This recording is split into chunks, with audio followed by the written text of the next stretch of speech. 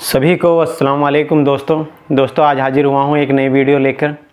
काफ़ी अच्छी वीडियो है असदुद्दीन ओवैसी साहब की, जिसमें कि असदुद्दीन ओवैसी साहब और अंजना मुकर्रम के बीच में जो इंटरव्यू हुआ है अभी उसकी वीडियो है, जिसमें कि असदुद्दीन ओवैसी साहब से अंजना मुकर्रम पूछती हुई नज़र आती हैं कि इंडिया नाम का जो गठबंधन बना है उसमें MIM पार्टी को शामिल क्यों नहीं किया गया। तो असदुद्दीन ओवैसी साहब ने बताया कि इंडिया गठबंधन के आप 5 नेताओं को बुला लीजिए, जिसमें कि वो मेरे सामने 5 मिनट भी नहीं टिक पाएंगे। आप उन्हें टाइम दीजिए और फिक्स करके उन्हें बुला लीजिए, मैं आता हूँ, वो मेरे सामने 5 मिनट भी नहीं टिक पाएंगे। जिसमें कि असदुद्दीन ओवैसी साहब अंजना मुकर्रम से कहते हुए नज़र आ रहे हैं। तो दोस्तों आइए सुनवाते हैं असदुद्दीन ओवैसी साहब क्या कहते हुए नज़र आ रहे हैं इस वीडियो में। तो मुझे थोड़ा आप उसी में रखिए जहाँ तक मैं बोल सकता। लेकिन इंडिया जो गठबंधन विपक्ष का बना है उसमें भी आपको जगह नहीं मिली। आप लड़ेंगे कैसे? आपके चुनावी बिसात के नीचे, पैरों के नीचे की जमीन क्या है सर? आप सिर्फ मुस्लिम पॉलिटिक्स इस देश में करना चाहते हैं। नहीं, बुरी बात देखिए, मैं तो कर रहा नहीं हूँ। अगर मैं करता हूँ तो बुरी बात क्या है? नरेंद्र मोदी क्या कर रहे हैं? नरेंद्र मोदी ने कहा था कि हम हिंदू नेशनलिस्ट हों। सही बात। अभी एक ये कांग्रेस वाले क्या करते हैं? राहुल गांधी का पोतरा निकाल दिए। क्या क्या नहीं कहा उनके बारे में। अगर कमजोर को पॉलिटिकल एम्पावरमेंट मिलता है तो इससे लोकतंत्र मजबूत होगा, इससे एक्सट्रीमिज्म खत्म होगा, इससे रेडिकलिज्म खत्म होगा। ये हम आगे से बुरी बात क्या है? लेकिन पॉलिटिक्स और एक्टिविज्म में बहुत फर्क है। नहीं, एक्टिविज्म की तो आप एक्टिविज्म कर रहे हैं, वरना 17% से 18% पर आप सीट तो जीतेंगे नहीं। आप फायदा बीजेपी को कर देंगे। कोई मेरी वजह से अगर बीजेपी को फायदा हो रहा तो मैं तो आपको कहूंगा कि आप एक दिन 2 घंटे का प्रोग्राम कर लीजिए। जो लोग मुझ पर गाली देते हैं उन सबको बुला लीजिए। मैं आपको बता रहा हूँ कि 5 मिनट नहीं बैठ पाएंगे। बीजेपी अगर आज सत्ता में है तो कांग्रेस पार्टी की वजह से है, और उसकी जिम्मेदारी राहुल गांधी पर भी आयद होती है।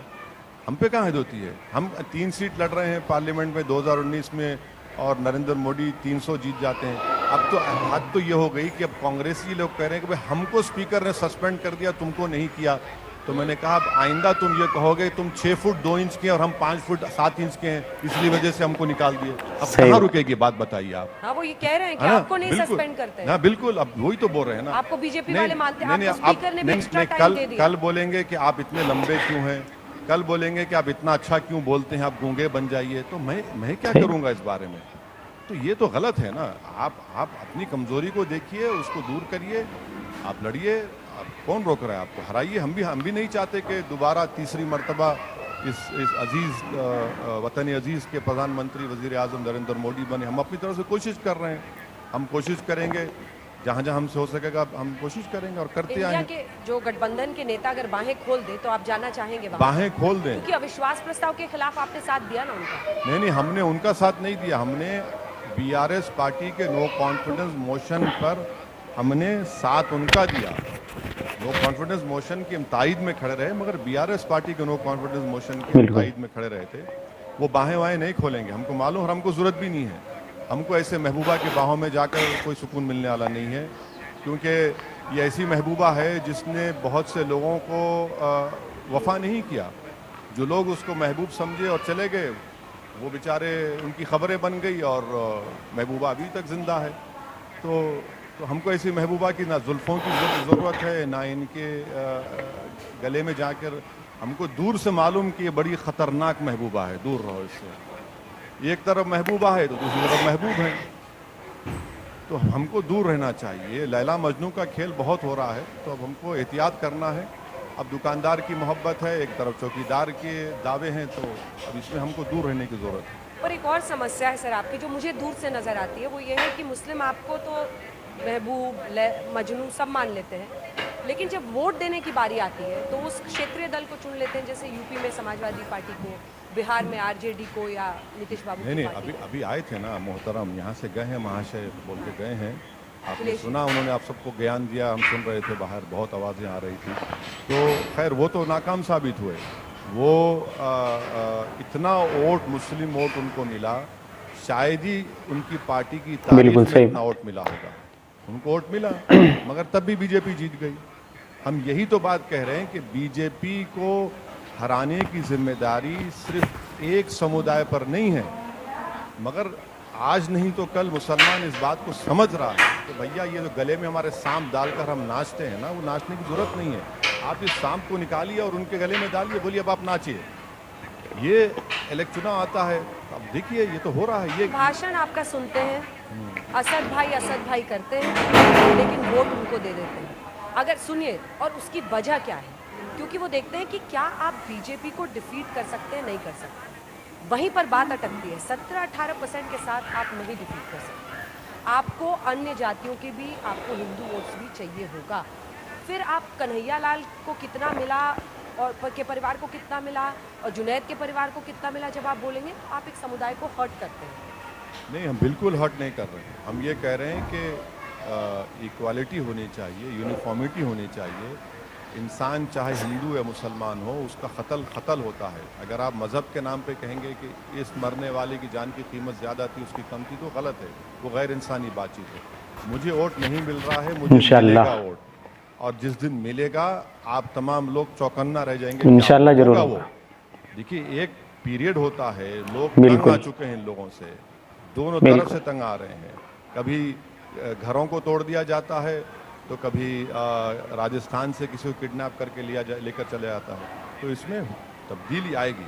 अब रहा सवाल कि कामयाबी, आप जो बार बार बोल रहे हैं हमको, मैडम देखिए, ज़िंदगी में जो है ना, बास चीज़ें प्रिंसिपल्स भी होते हैं, उसूल होते हैं। हम पॉलिटिशियन ज़रूर हैं, हो सकता है कि हम में कम प्रिंसिपल हो, मगर इतना तो हम जानते हैं कि हम जो लोग हमारे लिए वोट डालते हैं, इस उम्मीद पर वोट डालते हैं कि भैया कम से कम तुम जब खड़े होगे तो हमारी दर्द की, हमारी तकलीफ़ की, हमारे हक़ की तुम बात करोगे। वो कर रहे हैं। आज नहीं तो कल होगा, नहीं होगा तो कोई परवाह नहीं। कौन सा क़यामत में आ जाएगी। कम से कम हम ये गम लेके तो ख़बर में नहीं जाएंगे कि अरे हमने कुछ नहीं किया, कुछ नहीं बोला। हम कोशिश करेंगे, आज नहीं तो कल वो हमको ये लग रहा है कि जो नौजवान नस्ल है, पीढ़ी है, वो इस बात को अब महसूस कर रही है कि ये सब लोग हमको बेवकूफ़ बना रहे हैं, करते कराते कुछ भी नहीं है। अब देखिए चेंज आएगा। विपक्षी गठबंधन, लेकिन अगर हम देखें तो बहुत सारे नेता हैं, सिर्फ ये कांग्रेस पार्टी की बात नहीं है। ममता बनर्जी, नीतीश कुमार, तेजस्वी यादव, अखिलेश यादव और भी तमाम नेता हैं जो अन्य पार्टियां हैं। आपको लगता है कि प्रतिभाशाली और भी नेता बहुत सारे हैं, सिर्फ कांग्रेस को ही अगर हम छोड़ देते हैं? देखिए, इन तमाम में दाग है, इन तमाम में दाग है। ममता बनर्जी बीजेपी के साथ नहीं थी, पर अब लड़ रही है ना। नहीं, देखिए है ना, हम तो नहीं थे बीजेपी के साथ। फिर आप नीतीश कुमार बीजेपी से ही मुख्यमंत्री एक नहीं 2-3 मरतबा बन गए। डीएमके का भी बात लीजिए, अटल बिहारी वाजपेयी के ज़माने में साथ थे।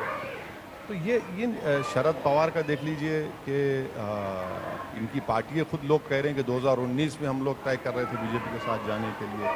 अब उनकी पार्टी में क्या बोलना चाहिए, डिवीज़न हो चुका है। तो जितने लोग हैं ना, जब इनकी ज़बान से ये जो सेकुलरिज्म की बात करते हैं तो हमको ज़रा हंसी आती है। तो वो लोग ये समझते हैं कि हम हैदराबाद में बोलते हैं कि भैया हम क्या कान में फूल लगा के उतरे, अब इस तरह की भाषण दे रहे हैं। तो ये है, इनका रिकॉर्ड है, अच्छा है, लड़ रहे हैं। देखिए क्या होता है। अभी तो 2024 के चुनाव आते आते देखेंगे आप, बहुत से अभी तब्दीलियाँ, चेंजेस होंगे। कौन कहाँ रहेगा, किधर बैठेगा, नहीं मालूम। अभी देखते जाइए। जैसे आपने ये बात की तो अरविंद केजरीवाल का नाम, हाँ बिल्कुल, वो भी है ना, वो भी है। कांग्रेस के साथ यहाँ पर 7 सीटों को लेकर दिल्ली में ही अभी से मतभेद आने लगे। नहीं होगा, नहीं होगा, नहीं मालूम, पर उनको देखेंगे आप, अलायंस करेंगे, कितने जीत पाएंगे, नहीं जीत पाएंगे। उनका जो व्यू है हिंदुत्व के बारे में अरविंद केजरीवाल का सबके सामने है।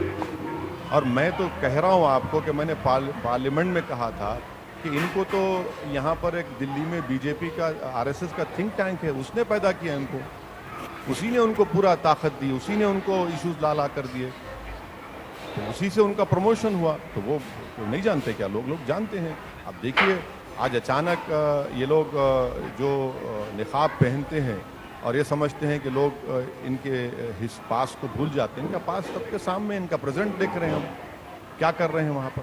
दो नेताओं की बात तो देखिए, जिसमें कि असदुद्दीन ओवैसी साहब से अंजना कश्यप कहती हुई नज़र आती हैं कि नौजवान बहुत ज़्यादा असदुद्दीन ओवैसी साहब से जुड़ा, खास करके यूपी में वो वोट में तब्दील नहीं हो पाया। तो उसमें कि असदुद्दीन ओवैसी साहब ने बताया कि मेरा काम करने का है। लेकिन दोस्तों मैं आपको बता दूं, इसका सबूत अभी मेरठ में देख लीजिए, जिस तरीके से बदलाव आया। MIM पार्टी के कैंडिडेट अनस जो कि दूसरे नंबर पर रहे, उन्होंने समाजवादी को पिछाड़ दिया। तो इस तरीके से बदलाव नज़र आ रहा है, धीरे धीरे बदलाव नज़र आ रहा है। लोग MIM पार्टी की तरफ, असदुद्दीन ओवैसी साहब की पार्टी की तरफ जा रहे हैं, जिसमें कि असदुद्दीन ओवैसी साहब से जुड़ रहे हैं जिन लोगों ने समाजवादी पार्टी हो या अन्य पार्टी जो भी हो, उत्तर प्रदेश में जो धोखा दिया है मुसलमान को, अब उसका रिजल्ट असदुद्दीन ओवैसी साहब की तरफ रुख होता हुआ नज़र आ रहा है। तो दोस्तों हमारी वीडियो को लाइक करें, कमेंट करें और चैनल को सब्सक्राइब ज़रूर कर लें। मिलते हैं अगली वीडियो में। अस्सलाम वालेकुम।